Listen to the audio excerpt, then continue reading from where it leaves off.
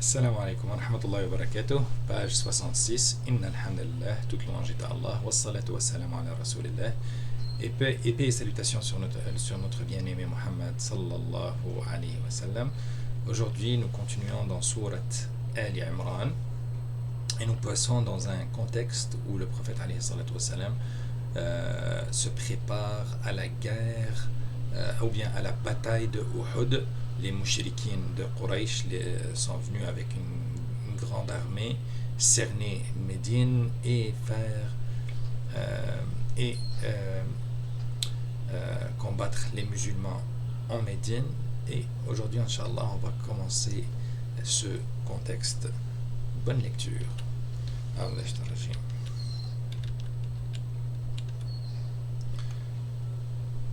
إذ هم الطائفتان منكم أن تفشلا والله وليهما وعلى الله فليتوكل المؤمنون.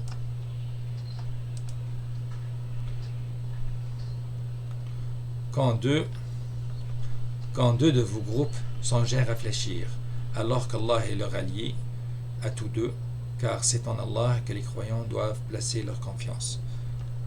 Allah nous parle ici de deux tribus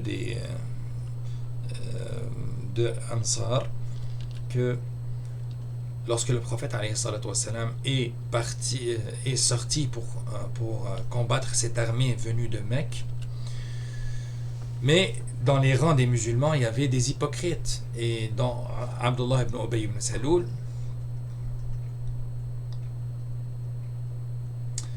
et il avait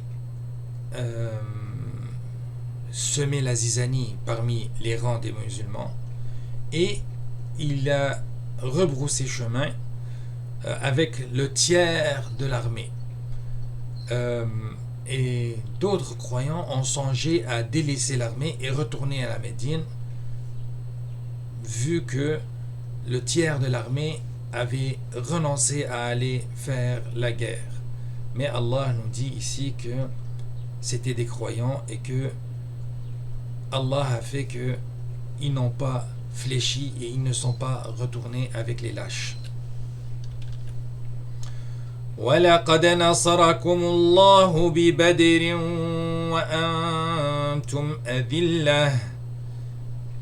Allah vous a donné la victoire à Badr alors que vous étiez humiliés. À Badr, les musulmans étaient en infériorité numérique et en infériorité de matériel de guerre. Ils avaient moins de chevaux, ils avaient moins d'épées, ils avaient moins de... Et malgré ça, Allah leur a octroyé la victoire. فَاتَّقُوا اللَّهَ لَعَلَّكُمْ تَشْكُرُونَ. Craignez Allah donc afin que vous soyez reconnaissants. Craindre Allah et faire ce que Allah nous demande et éviter ce que Allah nous interdit de faire est une forme de reconnaissance, de remerciement envers les bienfaits d'Allah. C'est pour ça que Allah dit la'allakum tashkurun, afin que vous soyez reconnaissants.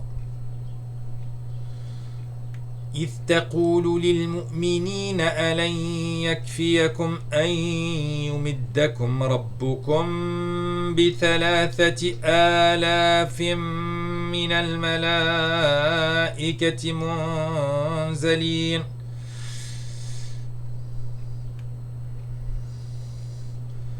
Allah vous a bien donné la victoire lorsque tu disais aux croyants: ne vous suffit-il pas que votre Seigneur vous fasse descendre en aide 3 milliers d'anges? Les mufassirin vont avoir une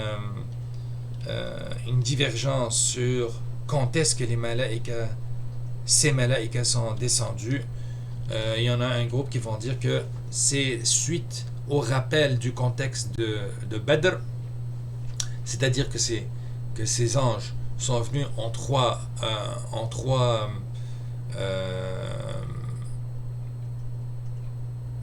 groupes, d'abord 1000, ensuite 3000, pour faire 3000, ensuite pour faire 5000. Donc 1000, 2000, 3000, 1000, 2000, 2000, Wallahu a'lam. Et d'autres mufassirin vont dire que non, ceci est arrivé pendant Uhud. Wallahu a'lam. Est-ce que c'est la suite du contexte du rappel de Ma'rakat, de la bataille de Badr, ou bien c'est le contexte courant de la bataille de Uhud? Bala, mais si إن تصبروا وتتقوا ويأتوكم من فورهم هذا يمددكم ربكم بخمسة آلاف من الملائكة مسومين. Mais oui, si vous êtes endurant et pieux, إن تصبروا وتتقوا, endurant, patient et pieux. Tattaqu, vous obéissez aux ordres du prophète alayhi salatu wassalam, et pieux. Et que les ennemis vous assaillent immédiatement. وَيَأْتُوكُمْ مِنْ فَوْرِهِمْ هَذَا يُمْدِدْكُمْ رَبُّكُمْ بِخَمْسَةِ آلَافٍ مِنَ الْمَلَائِكَةِ مُسَوِّمِينَ. Votre Seigneur vous enverra en renfort 5000 anges marqués distinctement. En arabe, ça a été récité de deux façons différentes. Musawwimin et Musawwamin. Si on lit Musawwimin comme lit le récit de Asim, ça veut dire qu'ils sont marqués, et certains sahaba vous diront que pendant la bataille de Badr, les anges avaient des chapeaux blancs spécifiques, on les reconnaissait avec ces chapeaux. Ils avaient forme humaine, mais ils avaient des chapeaux bien distingués. Mais si on lit avec Musawwamin, au lieu de dire Musawwi, on dit Musawwamin.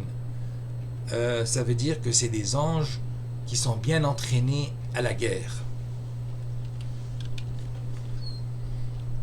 C'est comme si c'était des forces spéciales ou bien des gens avec une mission bien précise de venir en soutien à cette armée musulmane qui se fait attaquer par l'armée de Quraysh.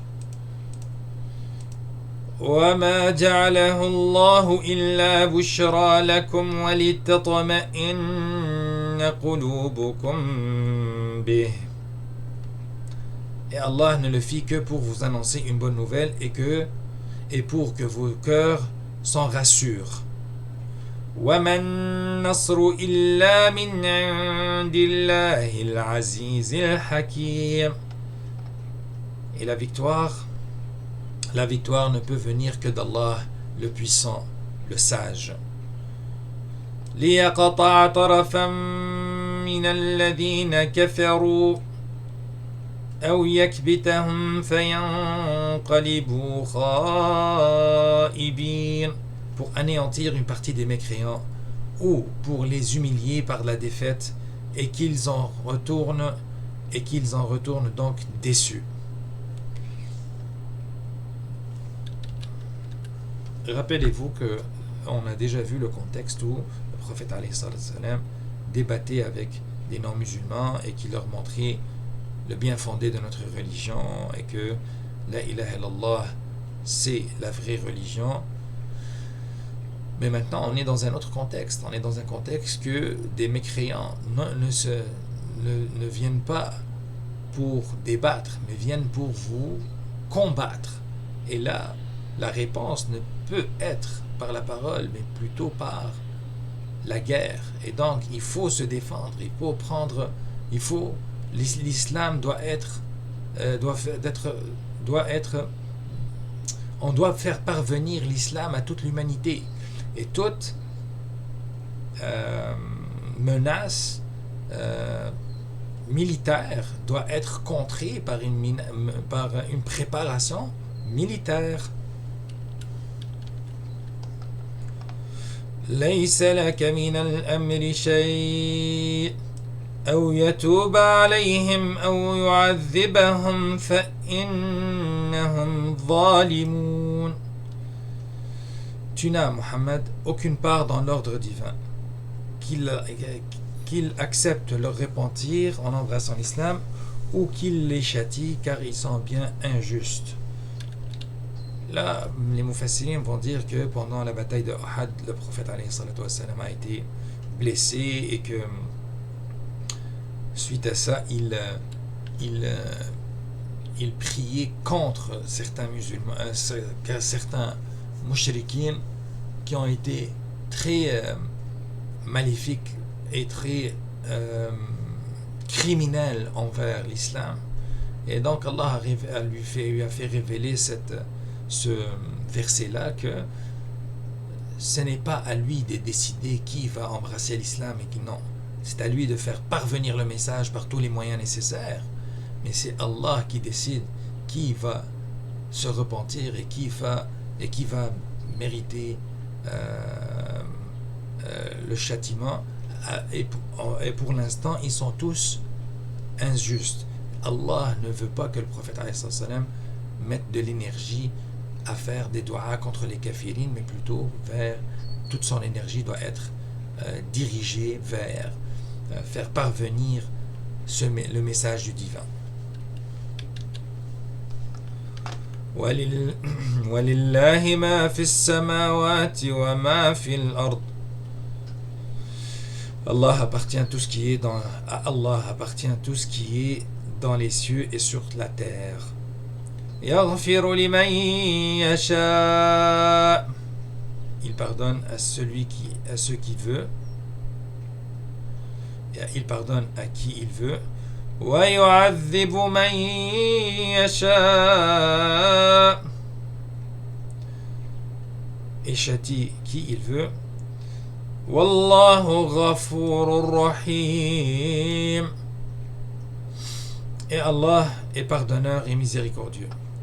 يا أيها الذين آمنوا لا تأكلوا الربا أضعافا مضاعفة. Ô les croyants, ne pratiquez pas l'usure en multipliant démesurément votre capital. واتقوا الله لعلكم تفلحون. Et craignez Allah afin que vous réussissiez. Allah nous interdit l'usure, nous interdit toutes les pratiques usuraires. Si tu prêtes à quelqu'un 1000, il doit te retourner 1000 et non pas 1000 et plus intérêt. L'intérêt, l'usure ne fait que